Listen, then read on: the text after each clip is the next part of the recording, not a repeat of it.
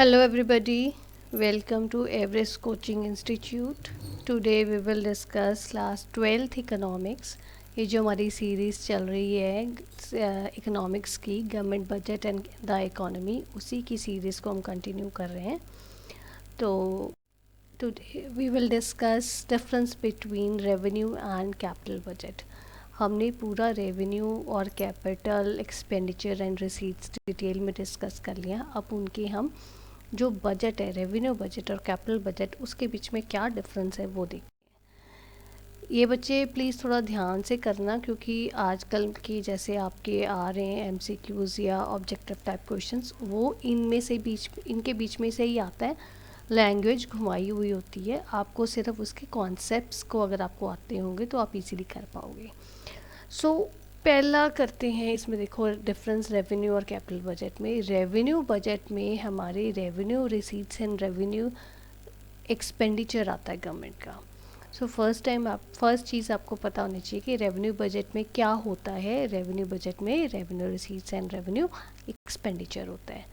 ऐसे ही capital budget में capital receipts and capital expenditure होता है गवर्नमेंट का. ठीक है, दोनों में गवर्नमेंट के रेवेन्यू बजट में revenue receipts and revenue expenditure होता है, और कैपिटल बजट में capital receipts and capital budget expenditure of government होता है. ठीक है, नेक्स्ट कम्स रेवेन्यू बजट में जो है, क्योंकि इसके बीच में हमारे ना एसेट के ऊपर खर्चा होता है ना लाइबिलिटी के ऊपर खर्चा होता है, इनकम होती है. So it does not impact the asset liability status of the government.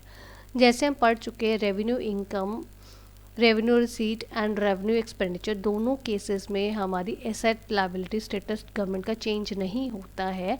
जब उन दोनों से नहीं होता, वही दोनों तो आ रहे हैं रेवेन्यू बजट में, इसलिए रेवेन्यू बजट में कोई एसेट लाइबिलिटी का स्टेटस गवर्नमेंट का नहीं चेंज होगा. It does not impact the asset liability status of the government.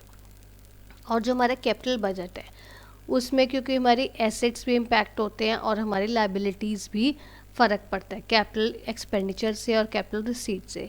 So obviously जब उन दोनों का असर एसेट एंड लाइबिलिटी, गवर्नमेंट की एसेट और गवर्नमेंट की लाइबिलिटी के ऊपर होता है, तो कैपिटल बजट का भी इम्पैक्ट जो है वो लाइबिलिटी और एसेट स्टेटस के ऊपर होगा गवर्नमेंट का. It impacts the asset liability status of the government. ठीक है, नेक्स्ट इज़ जो रेवेन्यू बजट है, उसमें जो हमने खर्चा करने, ना तो वो एसेट के ऊपर करते हैं, ना हम किसी लाइबिलिटी के ऊपर करते हैं. सो बेसिक फोकस जो रेवेन्यू एक्सपेंडिचर और रेवेन्यू रिसीट का है, it is on the welfare of the people.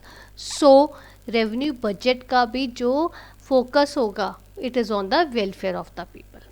और जो हमारा कैपिटल बजट है, उसका फोकस किसके ऊपर होता है? जीडीपी ग्रोथ पे, कि हमारी इकोनॉमी की ग्रॉस पर domestic product of the economy should increase.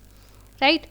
अब लास्ट डिफरेंस क्या है? जो रेवेन्यू बजट के केस में high revenue receipts in revenue budget leads to low capital receipts in capital budgets. ठीक है, अगर रेवेन्यू रिसीट्स ज़्यादा होंगी तो रेवेन्यू बजट में, अगर रेवेन्यू रिसीट्स ज़्यादा होंगी तो उसके कारण हमारी जो कैपिटल रिसीट्स है कैपिटल बजट में वो कम होंगी. इसका मतलब क्या? जब हमारी कैपिटल रिसीट्स कम होंगी कैपिटल बजट में, मींस हम लोग लोन वगैरह गवर्नमेंट नहीं बोरो कर रही है, बोरिंग्स नहीं ले रही है गवर्नमेंट, तो इसका मतलब जो वो एक इकॉनमी के लिए अच्छा साइन है. इसका मतलब इकॉनमी जो है प्रोग्रेस कर रही है. इन द सेम वे, अब जब इन द ऑपोजिट साइड, जब हम कैपिटल बजट की साइड जाए, अगर हमारी हाई कैपिटल रिसीट्स है, मींस कैपिटल रिसीट्स मतलब बोरिंग्स, लोन्स, अगर गवर्नमेंट ज़्यादा ले रही है, तो उसका मतलब वो जो है वो क्या साइन है? वो बेसिकली एक इकोनॉमी का, बैकवर्ड इकोनॉमी का, या वो इतनी डेवलप नहीं कर रही है, स्लो प्रोग्रेसिंग इकोनॉमी का वो एक साइन है.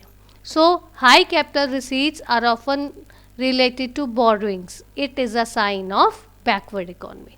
ठीक है बच्चे, जो आपको MCQs वन वर्ड क्वेश्चन या ऑब्जेक्टिव टाइप क्वेश्चंस आएंगे, वो इनमें से ही आने हैं. सो इन चीज़ों के ऊपर प्लीज़ आप केयरफुली फोकस करोगे तो आप इजीली क्वेश्चंस कर पाओगे. क्रैम नहीं करना. ये इंटर रिलेटेड चीज़ें, अगर एक समझ आ गई तो अगली आप पे समझ आ जाएगी आपको. और मैंने पूरी कोशिश की कि मैं आपको ईजी मेथड से समझा सकूँ, ताकि आप इजीली उसको समझ के लर्न कर सको. ठीक है बेटा, this is all about today's video. If you find any difficulty, you are most welcome to give your feedback in the comment box. Thanks for watching.